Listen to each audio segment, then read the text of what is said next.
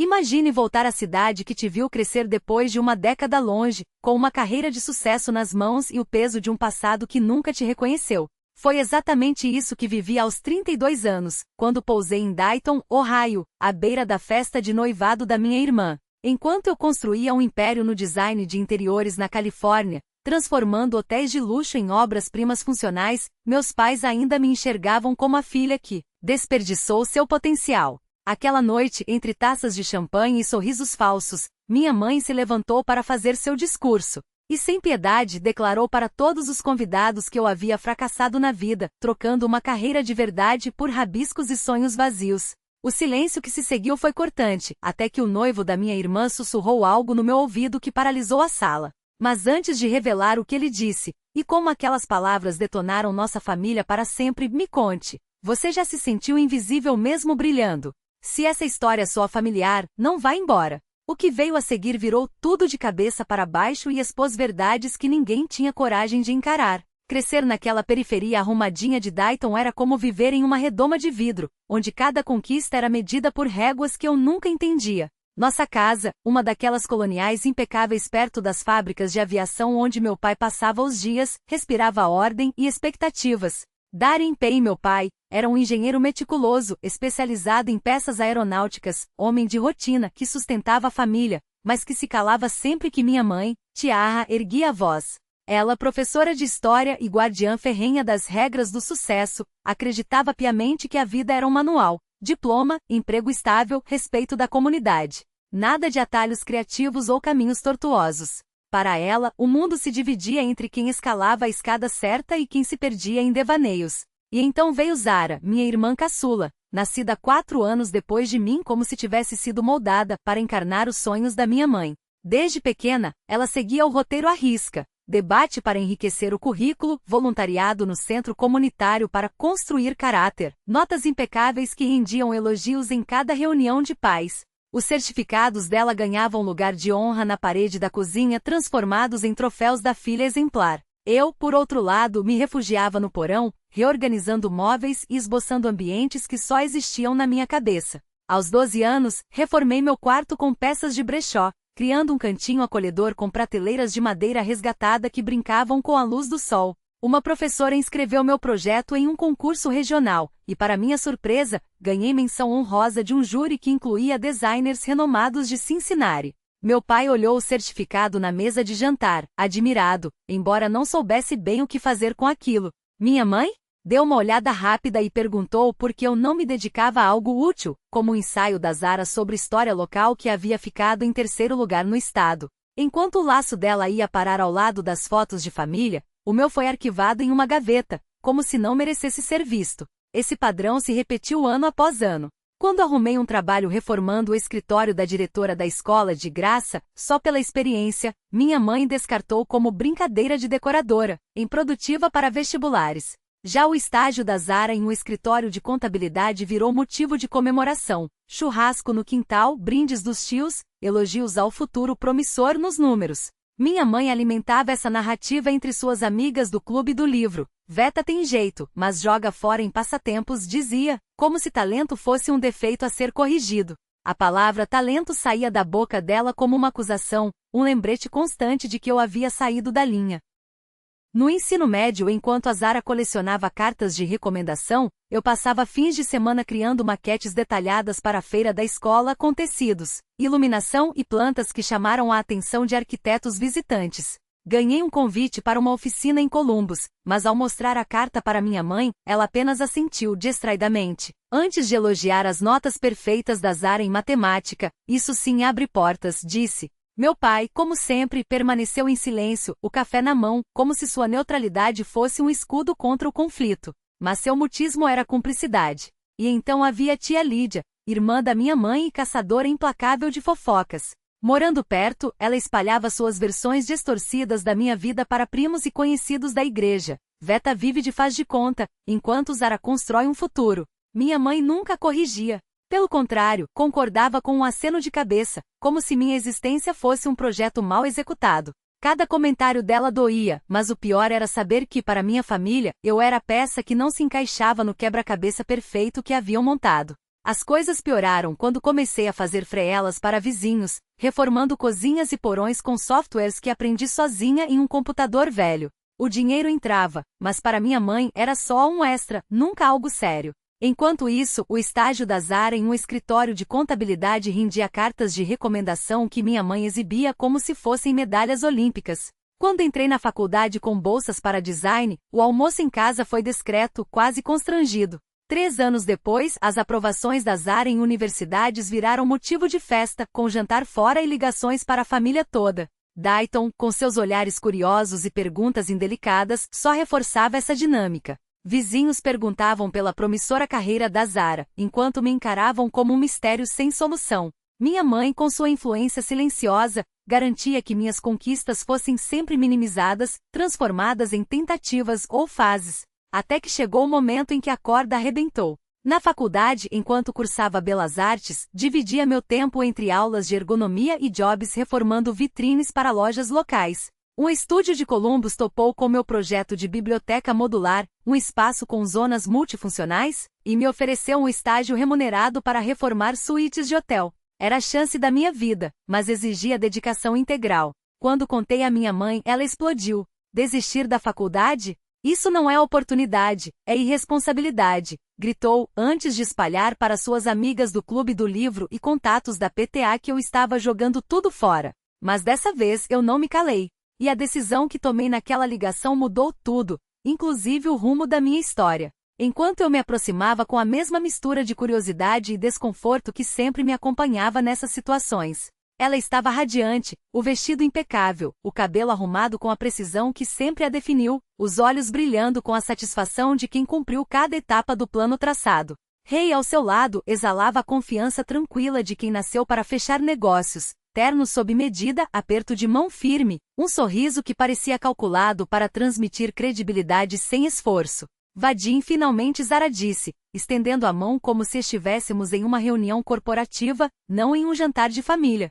Ray já ouviu tanto sobre você. A frase soou como uma cortesia protocolar, mas seus olhos, idênticos aos da nossa mãe na capacidade de dissecar intenções, me estudavam com uma mistura de desafio e algo que quase poderia ser chamado de inveja velada. Ray, porém, não tinha tempo para subtextos. São Francisco, certo? Ouvi dizer que seu estúdio está fazendo coisas incríveis com hotéis eco-friendly. A gente deveria conversar. Tenho 2 projetos em Cincinnati que poderiam se beneficiar dessa abordagem. Sua voz era calorosa, mas profissional, como se já estivesse mentalmente redigindo um contrato. Era impossível não notar o contraste. Enquanto Zara e minha mãe irradiavam a energia tensa de quem mede cada palavra, reagia como se estivéssemos em um networking, não em um reencontro familiar carregado de uma década de silêncios. Minha mãe, é claro, não perdeu tempo. Vadim, que surpresa você ter conseguido tirar folga, disse, o tom doce demais para ser sincero. Com esse seu estilo de vida, imaginei que você estivesse muito ocupado para viagens. O comentário foi acompanhado por um risinho educado, como se ela estivesse brincando, mas o veneno era inconfundível. Antes que eu pudesse responder, Zara interveio suave como sempre. Ele sempre foi bom em improvisar, mãe. Não é, Vad? Não era um elogio.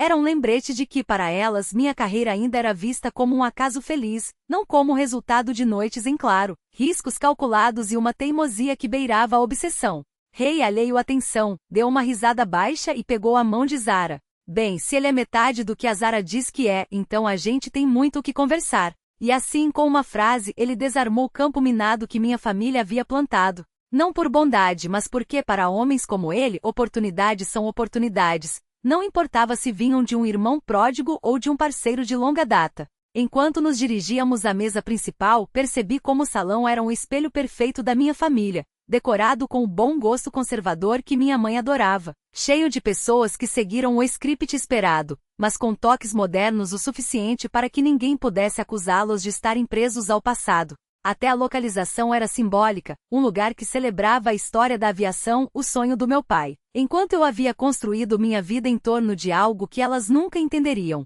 a arte de transformar espaços em experiências. Zara fez um brinde, agradecendo a todos pela presença, destacando como família é o alicerce que nos permite voar. Minha mãe sorriu orgulhosa enquanto eu tomava um gole do vinho, pensando em como aquelas palavras soavam diferentes para mim. Para elas, voar significava estabilidade, promoções, a aprovação dos outros. Para mim, havia sido pular de um penhasco sem rede, aprendendo a construir asas no caminho. Quando o rei se virou para mim novamente, desta vez com um cartão de visitas discreto entre os dedos, soube que aquela noite não seria só sobre o passado. Era uma trégua temporária, um campo de batalha disfarçado de celebração. E pela primeira vez em anos, eu não estava disposto a perder. O ar se carregou de uma eletricidade inesperada, como se alguém tivesse acionado um interruptor invisível. Os garfos que momentos antes cortavam o ar com o peso das expectativas de minha mãe, agora pairaram imóveis sobre os pratos de tenderloin perfeito.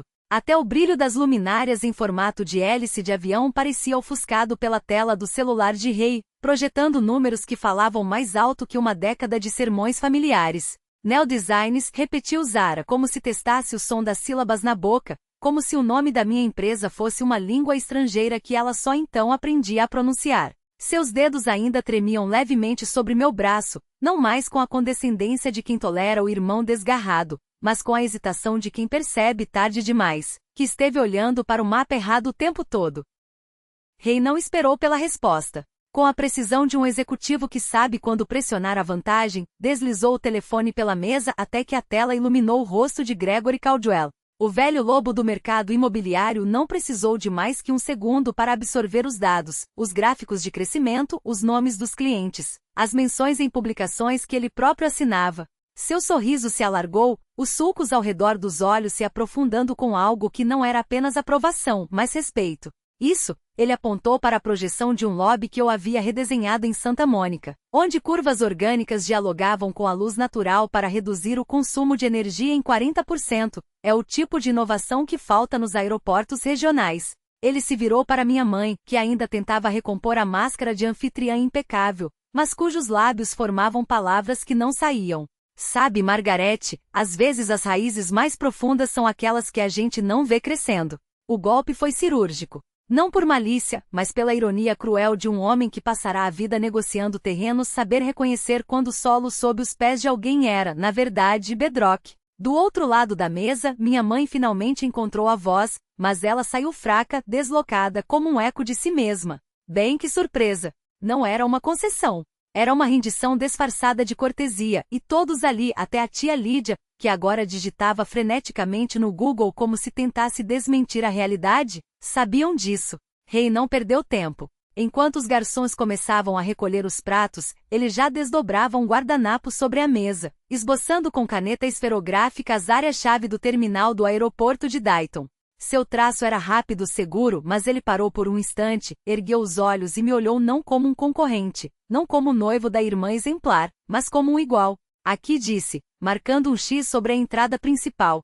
É onde a luz precisa guiar o passageiro. Não só funcional, mas uma experiência. Algo que faça eles querem tirar fotos, não só passar correndo. Ele fez uma pausa, quase imperceptível. Como você fez naqueles hotéis da costa. O silêncio que se seguiu não era mais constrangido. Era expectante. Até meu pai, que passara a noite ajustando o nó da gravata como se fosse um escudo, agora observava o esboço com um brilho nos olhos que eu não via desde que ele me ensinou a lixar madeira na garagem aos 12 anos. Zara, por sua vez, havia se recolhido à sua cadeira, mas não em derrota. Havia algo novo em seu olhar, uma curiosidade ávida, como se ela finalmente visse não o irmão que abandonara as planilhas pela incerteza, mas a mulher que havia transformado essa incerteza em algo que nem mesmo os números dela podiam medir. Você sempre soube o que estava fazendo, não é? Ela murmurou tão baixo que só eu ouvi. Não respondi. Não era necessário. A resposta estava no peso do cartão de visitas de rei no meu bolso, nas mensagens que já começavam a pipocar no meu celular,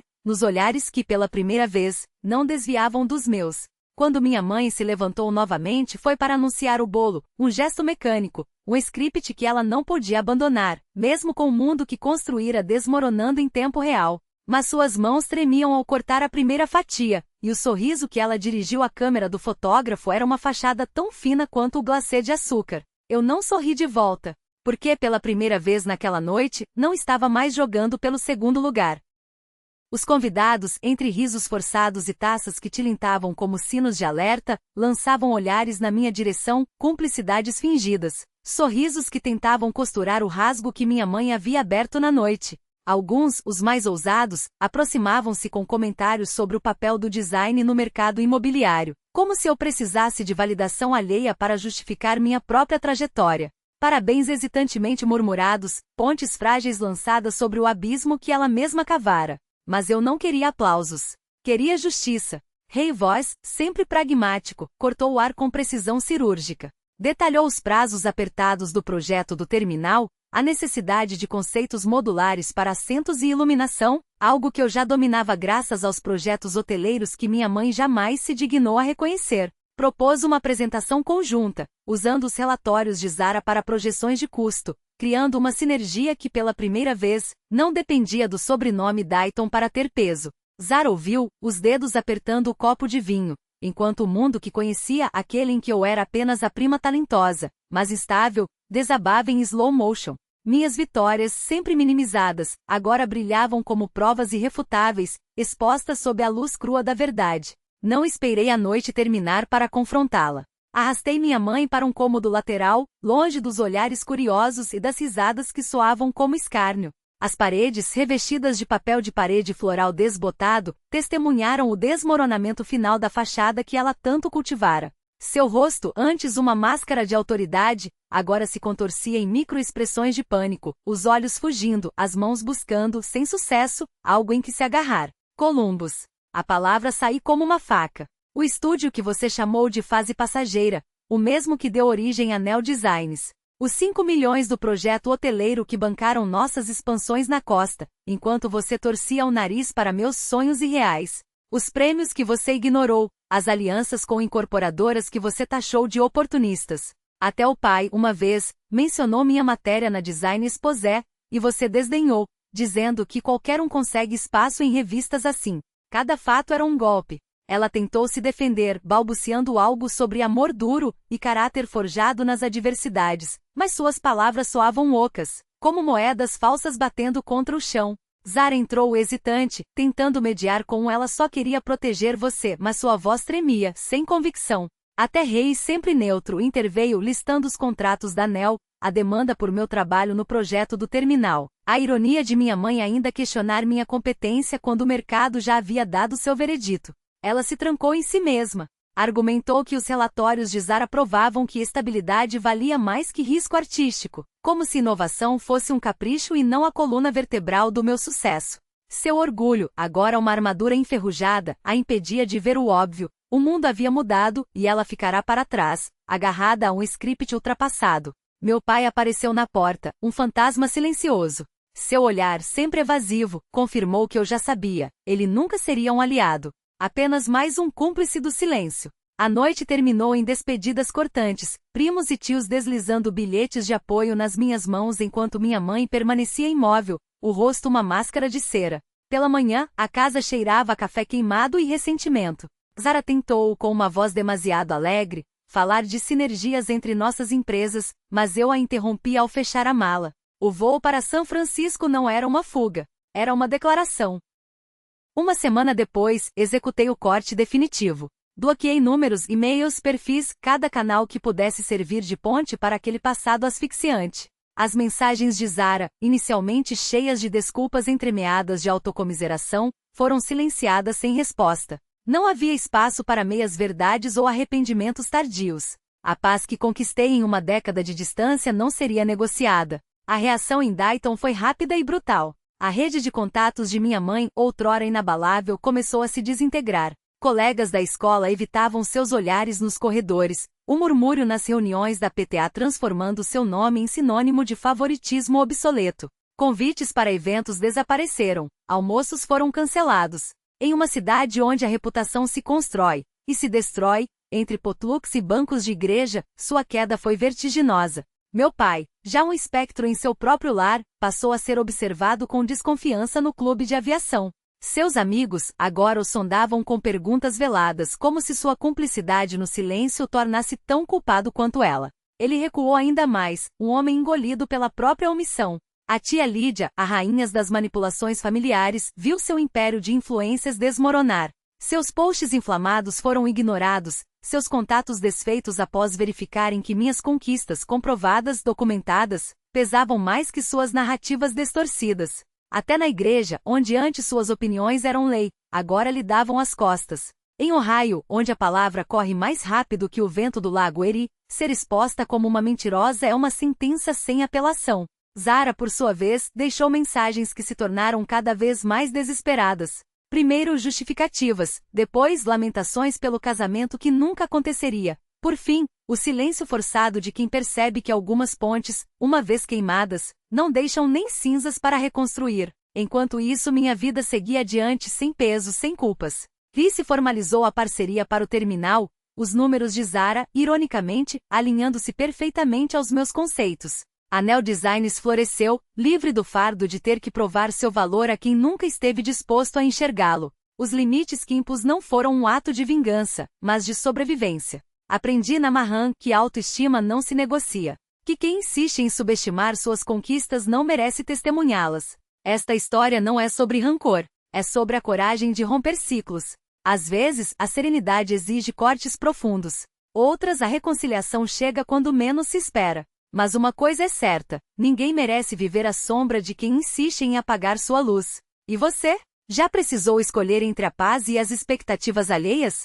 Suas cicatrizes também contam uma história, e eu quero ouvi-la. Deixe seu relato nos comentários. Afinal, é nas fraturas que a luz mais brilha.